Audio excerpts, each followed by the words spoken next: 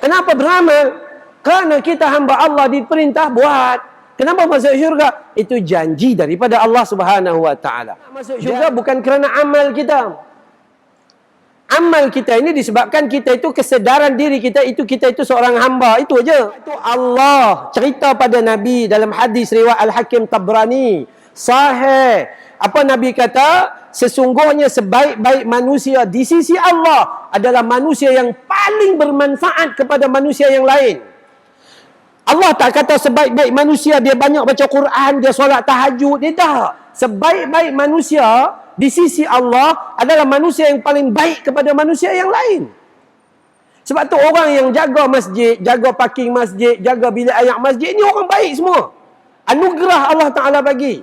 Bila orang komplain, jangan merajuk. Sikit-sikit merajuk, sikit-sikit merajuk. Sungguh, yang AJK pun merajuk, orang tua buruk merajuk. Tak apa, ni ujian Allah Subhanahu Wa Ta'ala. Maka kita, mata kita ada. Kita kena lihat kebesaran. Waktu Isra' wal Mi'raj, Allah memperlihatkan kepada Nabi beberapa hal. Ingat nah, jaga-jaga. Sebab dalam tu hadis palsu pun banyak juga. Hadis dhaif pun banyak juga. Nak mengaji, kena mengaji sungguh-sungguh. Ya, kena mengaji sungguh-sungguh supaya kita dapat beramal dengan yang betul. Baik, dalam peristiwa tu macam-macam lah. Ya, macam-macam penceritaan. Kenapa? Allah nak tunjuk kebesaran dia supaya Nabi dapat tengok dan Nabi dapat sampaikan kepada umat dia, yakni kita.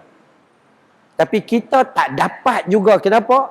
Disebabkan khatamallahu ala qulubihim wa ala sam'ihim wa ala absarihim ghishawah wa lahum azabun azim. Surah Al-Baqarah, surah kedua pada ayat yang ketujuh. Allah khatam hati kita kerana dosa kita yang tak pernah berhenti. Allah khatam pandangan mata mereka. Pandangan mata boleh nampak yang zahir, tapi kebaikan dia tak nampak. Telinga dia boleh dengar, tapi dengar tak sampai ke telinga hati. Sebab tu ulama kata, hati dia mati kerana mata hati dia sudah buta. Hati dia mati kerana telinga hati dia sudah pekak lagi tuli.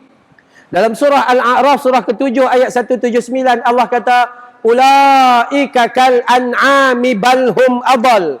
Mereka itu macam binatang ternakan, macam lembu dan kerbau. Balhum adal. Malah mereka lebih teruk daripada binatang itu sebut. Allahu Akbar. Siapa mereka? Manusia. Manusia. Manusia punya hati, hatinya mati. Manusia punya mata, matanya buta. Manusia punya telinga, telinganya pekak lagi tuli. Ketika panggilan hayya 'alas salah,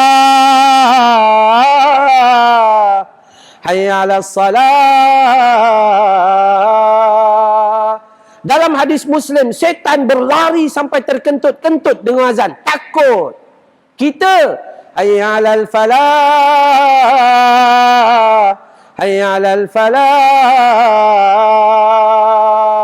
Lari tidak, datang pun tidak. Rupanya kita terlebih setan dari setan. Iya, hanya kita saja yang sedar, tuan-tuan. Jomlah sedarkan diri kita. Saya tahu tuan-tuan orang baik-baik, puan-puan orang baik-baik. Tapi hati-hati, setan tidak pernah mundur, kendur lagi undur daripada menjahanamkan kita. Kalaulah Imam Zul, setan akan datang cara Imam Zul. Allahu Akbar. Kalau solat sendiri, kalau jadi imam, Allahu